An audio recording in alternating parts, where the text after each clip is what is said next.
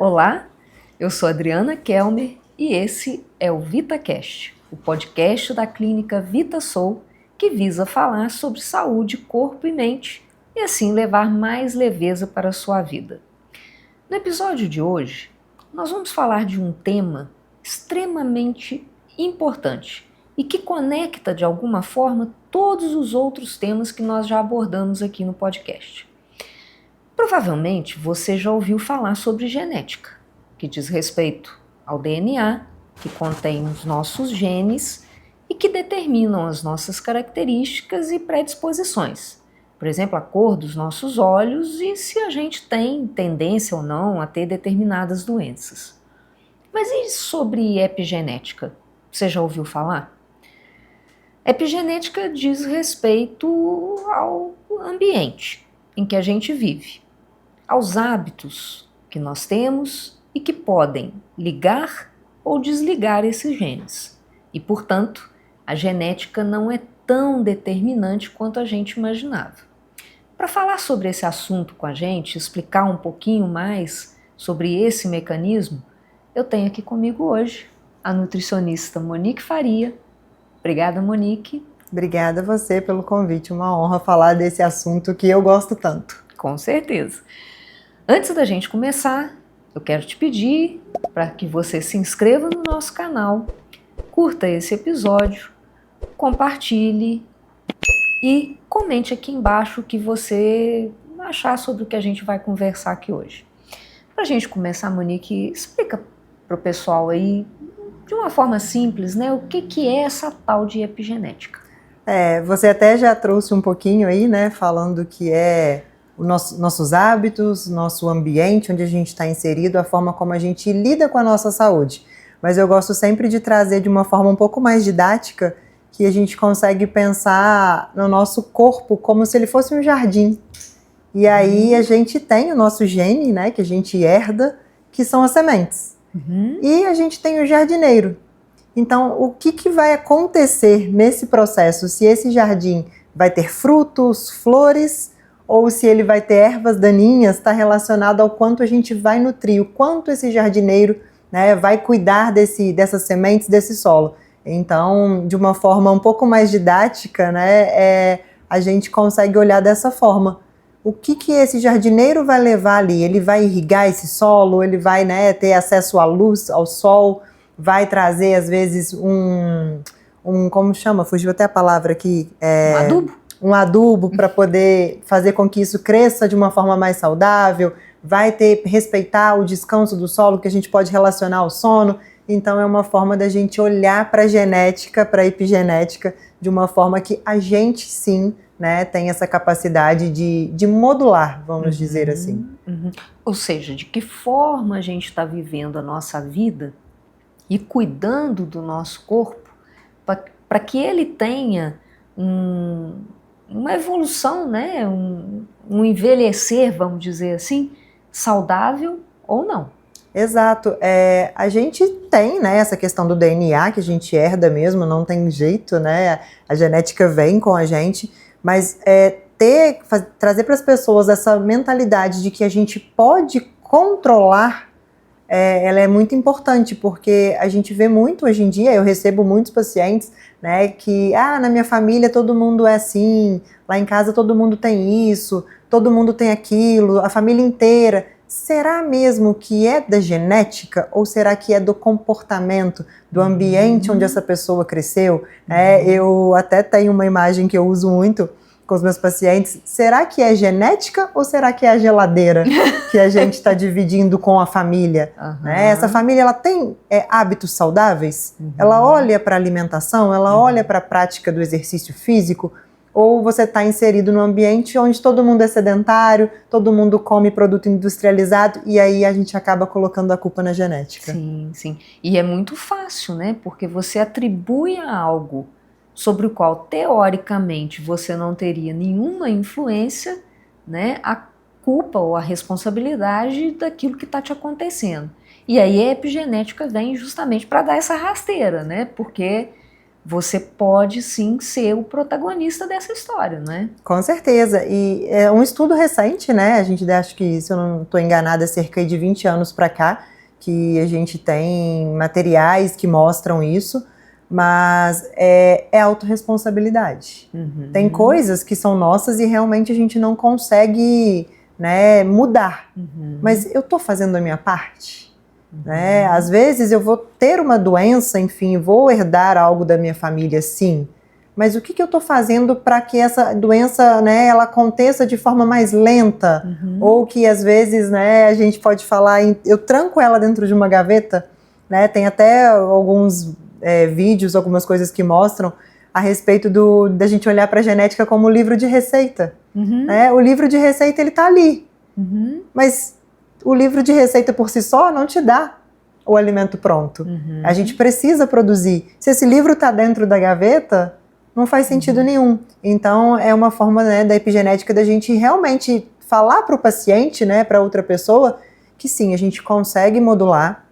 E aí a gente faz isso através dos pilares da medicina do estilo de vida, né? Porque a gente não modula por um único, né, não é só a nutrição. Então tá tudo muito envolvido, a gente precisa aí realmente de um estilo de vida saudável. Mas como a gente está falando aí de livro de receita, fala um pouquinho pra gente como que a nutrição pode ajudar nessa modulação da expressão genética. A nutrição a gente vai utilizar ali realmente dos alimentos mais nutritivos no sentido de, às vezes, baseado até no que essa pessoa tem de herança genética. Né? O que a gente consegue introduzir? A gente vai introduzir alimentos mais ricos ali em anti-inflamatórios, às vezes, ou até para poder modular a questão mesmo de humor também, para essa pessoa ter mais capacidade de sair de casa para poder praticar outros tipos de atividades que a gente sabe que é preciso. Até mesmo a questão de interação social é um ponto interessante, porque está ligada à nutrição. A gente, né, somos brasileiros, a gente sai para comer. Então, isso também é um ponto que a gente tem que estar atento, porque normalmente a gente sai para comer produtos industrializados, que são produtos ricos em açúcar e farinha branca, que são alimentos que a gente sabe que são mais inflamatórios. Então, vir com uma dieta que seja mais elaborada no sentido de nutrir e frear esse gene vai ser muito mais estratégico para esse paciente. Né? E aí a gente vai entrar com a parte de o próprio ômega 3, né? A gente falou num outro episódio, né, de relação à saúde mental, mas está aqui também o próprio magnésio para o estresse, porque o estresse é uma das coisas que ativa aí, né, os genes para poder, às vezes, questões de ansiedade, depressão, até mesmo os polifenóis que a gente encontra em frutas vermelhas, né, eles podem ser utilizados para combater a inflamação aí a nível, né, de saúde mental também. Então a gente consegue estruturar uma dieta mais nutritiva, mais rica em nutrientes, de forma que esse gene realmente fique trancado ali dentro daquela gaveta. E quando a gente fala de epigenética, né, Monique, a gente está falando de alguns mecanismos que vão lá atuar nesses genes e tal. E um dos mecanismos principais da epigenética é a metilação. Nesse processo, a gente tem ali um ciclo, né, metabólico ali, onde participam diversos nutrientes, né, e principalmente vitaminas do complexo B, né, e se destaca aí a vitamina B12, que a gente vê em níveis tão baixos, né, em muitos pacientes que a gente recebe no consultório, né, e às vezes isso passa anos, talvez até décadas, né, sem ser diagnosticado.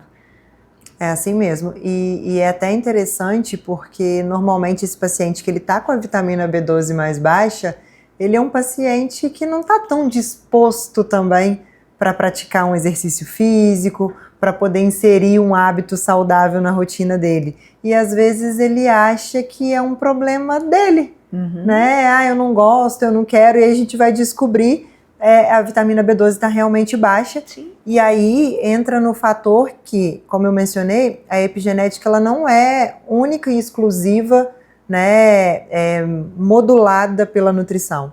Então, se esse paciente está com a B12 baixa, ele não vai ter, às vezes, disposição para treinar. E ele não treina, aí o sono também já vai ficar prejudicado. Então, um gatilho vem realmente puxando o outro. Por isso que a gente precisa realmente olhar o contexto completo, né? Olhar para esse paciente de forma integrativa, que é o que a gente faz aqui, né? Até com mais de um profissional fazendo isso de forma que a gente consiga realmente dar suporte para ele e ele comece a entender, sim, que ele tem o domínio da própria saúde, né? De uma certa forma, e não é uma sentença igual muitos acham. Sim, sim. Eu ia até te perguntar, né, a respeito justamente disso, né, que assim, não é só a nutrição, né, todos os pilares aí da medicina do estilo de vida têm interferência na epigenética, né, por exemplo, né, o controle do estresse, o sono, né, você pode dar algumas outras dicas aí para nós? O exercício físico também é muito importante, né? A gente sempre é um aliado. Como você trouxe, o sono, o próprio gerenciamento de estresse, lembrando que o pico do cortisol, ele é importante sim pra gente, né? Mas ele não pode ser um pico de 24 horas no dia, né? E hoje em dia a gente está vivendo isso num mundo muito acelerado. Eu costumo sempre contar, né, para os meus pacientes que a gente vem da época das cavernas. Então a gente tinha, assim, picos de cortisol, picos de adrenalina que eram importantes para a nossa sobrevivência. Né? A gente precisava fugir de um leão por algum motivo lá atrás. A gente herdou isso. Só que hoje a gente olha para a nossa rotina, a nossa genética ainda não evoluiu nesse nível, mas a nossa tecnologia evoluiu demais. Então, hoje a gente tem pico de cortisol e adrenalina durante 24 horas por dia. A gente está o tempo todo, né, resolvendo o problema, trabalhando 12, 16, 18 horas. Então, esse gerenciamento de estresse hoje eu acho que é um dos pontos mais desafiadores para todo mundo, né, falando da sociedade moderna que a gente vive. E interação social também é muito legal, está muito relacionada à questão até da própria longevidade. Tem uma série na Netflix que fala sobre as zonas azuis, né, onde existem maior número de centenários no mundo, é bem legal. E a interação social faz parte disso. Isso também é uma forma da gente mexer ali, né, contribuir para a nossa epigenética. Quando eu estou num ambiente com pessoas que estão na mesma sintonia que eu, que se cuidam, que respiram um ambiente com mais atividade física, exercício físico, que se alimentam melhor, é natural que eu queira fazer isso também. Então isso também vai influenciar com toda certeza. Sim, sim. Inclusive as Blue Zones foram, as zonas azuis, né, elas foram aí a inspiração para a medicina do estilo de vida, né.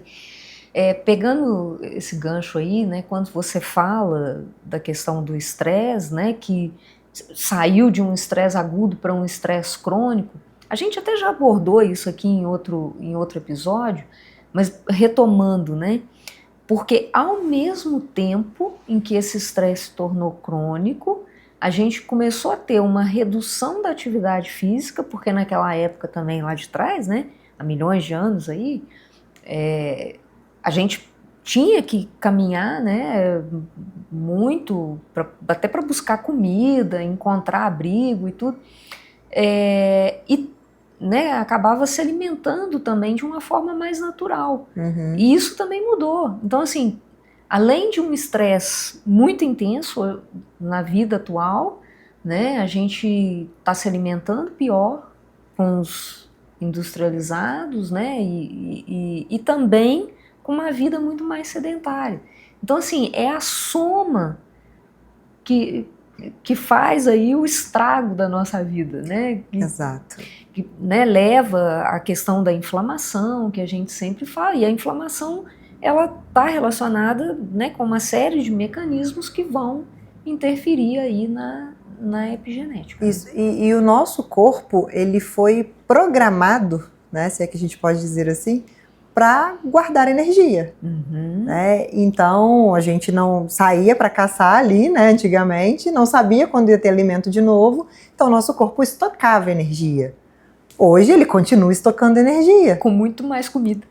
com muito mais facilidade de acesso, né? E isso é um problema. Então, por isso que eu falo que sempre que a nutrição ela acaba sendo muito falada quando o assunto é epigenética, porque a gente evoluiu tecnologicamente, mas a nossa genética ainda é de anos atrás, só que os nossos comportamentos são muito diferentes. Então a gente precisa realmente estar atento no sentido de se movimentar, de buscar uma alimentação mais equilibrada, porque o nosso corpo ele ainda está programado para o acúmulo de energia, né? O acúmulo ali, para que a gente sobrevivesse. E a gente vê também, né, Monique, assim, no dia a dia da nossa clínica, que as pessoas, elas têm uma dificuldade em procurar essas mudanças de hábitos no dia a dia e acabam procurando as facilidades que, de repente, a medicina oferece hoje em dia, né? Então, de repente, a pessoa acha mais fácil ir em busca de um medicamento que possa resultar numa perda de peso, independente dos efeitos colaterais desse medicamento. Às vezes a pessoa não quer um remédio, mas ela vai em busca de um suplemento que possa também ter um resultado que traga ali algum benefício, que pode ser na perda de peso, pode ser em algum bem-estar também, falando da parte psiquiátrica, né? Mas a pessoa tem muita dificuldade de aderir a essas mudanças de hábito, né? E eu vou citar 2 professores aqui que falam 2 coisas muito importantes, né? Um é um professor que eu tenho sobre neurosuplementação, eu vou citar o nome dele porque eu gosto muito dele, é o professor Fabrício Assini, e ele sempre diz que o suplemento é o vento a favor de quem já aprendeu a importância de aprender de pedalar, né? Então, não adianta só o suplemento. E o outro é o Pedro Neuro, que é o Pedro Chestatsky. O nome dele é difícil. Eu não sei se eu falei certo. O Pedro, ele usa até uma figura, né, assim, ele desenha mesmo, né, a casinha e coloca as paredes como os 3 pilares do programa que ele trabalha, né, que é o MAP, então é o movimento, o alimento e o pensamento. Isso é o piso, né, e as paredes da casa. O telhado pode ser um medicamento, pode ser um suplemento, mas não adianta você usar só telhado sem a estrutura da casa, né? Então, infelizmente, a maioria das pessoas está procurando pelo telhado sem a base da casa, né? Sim, é importante a gente falar que o medicamento, né, ele é bom. O problema é que, né, o problema é para quem? E hoje a gente vê que está um uso realmente desenfreado. São pessoas que nunca, né, praticaram exercício físico, pessoas que têm uma rotina extremamente acelerada, não têm uma noite de sono ajustada, têm uma alimentação totalmente voltada para industrializados, e aí elas acabam buscando pelo medicamento. Né? Vai ter resultado? Vai. Se vai ser sustentável ou não, né, a gente já é uma outra história. E aí entra a parte de que ela não quer saber o que ela faz para manter. O que eu tomo? Eu recebo diversas mensagens assim no meu Instagram. Eu posso tomar isso? Eu posso tomar aquilo? E assim, a gente tem que tomar realmente muito cuidado, porque a gente está tampando o sol com a peneira. E da mesma forma que a gente pode, né, trabalhar a epigenética a nosso favor, às vezes a gente vai acabar atrapalhando. Né? A saúde, ela é como um todo. O que eu estou fazendo hoje vai vir resultados, né? Lembra lá do jardineiro que eu falei? Como que isso está sendo regado hoje? E aí, daqui a 5, 10, 15 anos, o que vai nascer naquele terreno? Né? O que vai sair daquelas sementes? Então é o que a gente está realmente regando. Né? Mais uma vez, o medicamento ele é indicado para alguns pacientes, sim. Né? A gente às vezes precisa desse medicamento como um aliado para resultados baseado na individualidade daquele paciente, mas hoje a maior parte a gente sabe que não era para ser utilizado, né? Pelo menos não da forma como está sendo e muitas vezes sem acompanhamento médico. Principalmente nesses casos, né? Porque eu sempre digo também que é assim, todo medicamento tem efeitos colaterais, mas todo medicamento bem indicado, ele não tem problema de ser usado, né? O problema é quando você está usando medicamentos sem uma indicação precisa, né? Às vezes de forma irregular, né? Como você disse, sem acompanhamento médico. É aí que vão vir as consequências, né? E te falo que muitas vezes os pacientes acabam chegando aqui no consultório da psiquiatria, né? Com queixas psiquiátricas aí, né? E envolve, é isso que eu ia falar, envolve questões emocionais, né? De autocobrança, às vezes de não conseguir sustentar um resultado. Esse paciente, às vezes, ele deixa de ser saudável para parecer saudável, porque a sociedade está cobrando. Então, tudo isso está influenciando na epigenética dessa pessoa. É o saudável que, na verdade, é a estética, né? Exato. Não é o saudável do ser saudável, né? Mas e aí, Monique, como é que a gente pode ajudar as pessoas, né, a fazerem mudanças no dia a dia que possam favorecer uma boa expressão genética?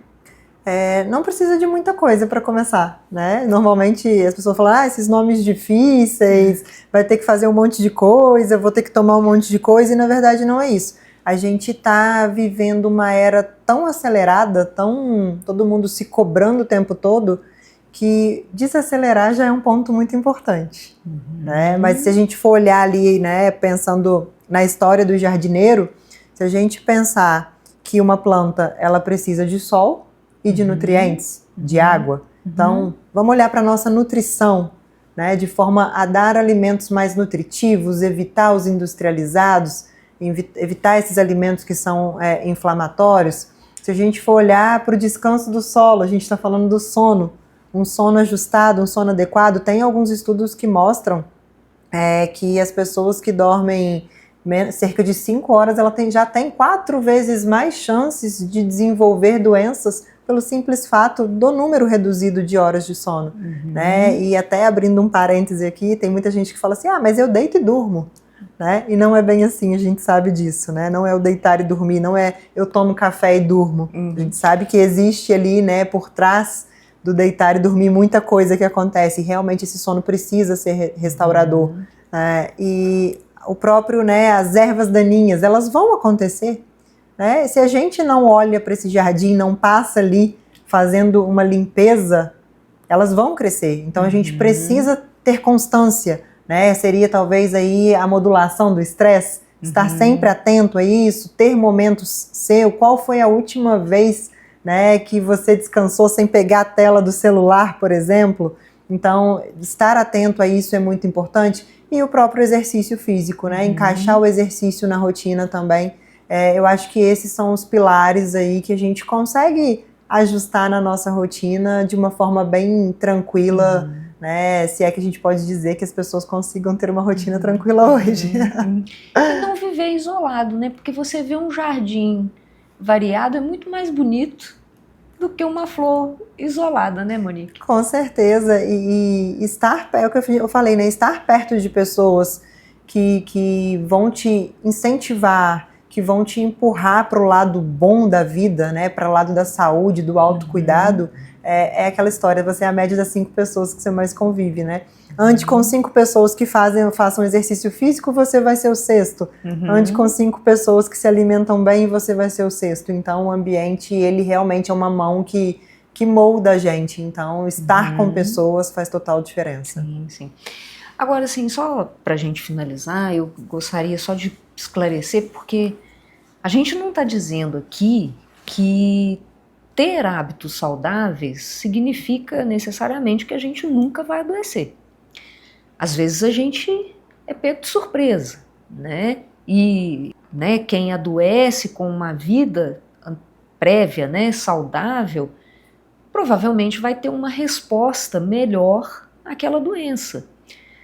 E a gente tem também os extremos, né, Monique?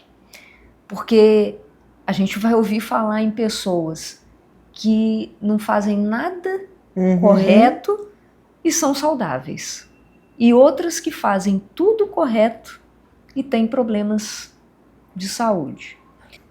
A gente tem que estar minimamente preparado para que, se algo acontecer, eu tenha chances de lutar contra ele. Se eu sou uma pessoa sedentária que me alimento mal, talvez as minhas chances sejam menores. Então, olhar dessa forma faz muito mais sentido, sem contar que colocar tudo isso em prática, você vai ter mais qualidade de vida. Então, não é só para lutar contra uma doença, é também para viver realmente melhor e não passar pela vida, viver realmente. E se a gente for pegar a parte mais estatística, a gente sabe hoje que o maior número de doenças, no Brasil poderiam ser evitáveis. Como? Com o estilo de vida. Então, se a gente quer qualidade de vida, que eu acho que é o mais importante, a gente precisa desses pilares da mesma forma. E são pequenas mudanças que podem ter grandes impactos, né? Sim, que a gente possa estar vivo até o nosso último dia de vida. Exatamente. Bom, Monique, eu acho que a gente já falou o suficiente aí, para pelo menos trazer esse conceito da epigenética para as pessoas, despertar aí, essa possibilidade de tomar as rédeas, da sua vida e da sua saúde, na verdade. Então eu queria que você deixasse uma mensagem final aí para quem está nos assistindo. Realmente olhar, assumir realmente as rédeas da própria vida, da própria saúde. Eu sei que a gente está num mundo que ele cobra demais hoje da gente, ou a gente deixa ser cobrado, cada um vai enfrentar isso, de olhar para isso de uma forma, mas que a gente possa realmente assumir essas rédeas no sentido de se cuidar, de se olhar, de olhar para a saúde com outros olhos e não deixar para olhar para ela na hora que talvez ali, já esteja acontecendo algo.